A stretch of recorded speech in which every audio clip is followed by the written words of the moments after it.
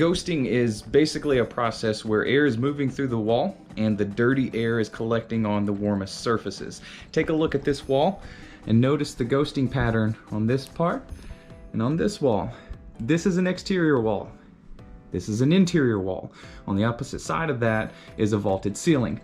Notice the pattern of the ghosting here is between the studs. The stud is here and here, and our ghosting occurs in this area. Versus on this exterior wall, the stud is here, and the ghosting happens on the stud itself. What that's telling us is that this wall up high is not insulated. The insulation stops on that line, and above that it's not insulated. So the warmest part of this wall is not the studs. The studs actually offer some insulation, versus between the studs where there's no insulation, air's moving through that. Versus this wall where we do have insulation between the studs. So the warmest part of this wall is not here, it's actually on the studs, and specifically on the nail heads. The nail heads are dirty because those will pass, that's thermal bridging, they'll actually pass the most amount of heat through.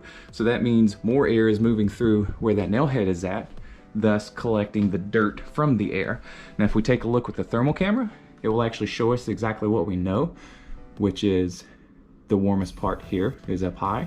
You can actually see the pattern of that stain that's on the wall. It goes all the way down.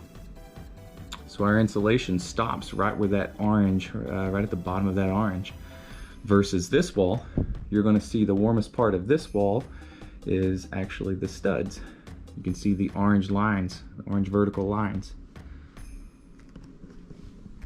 So with ghosting, it's just a process of having dirty air and the dirty air finding its way through the wall, specifically where the wall is most warm.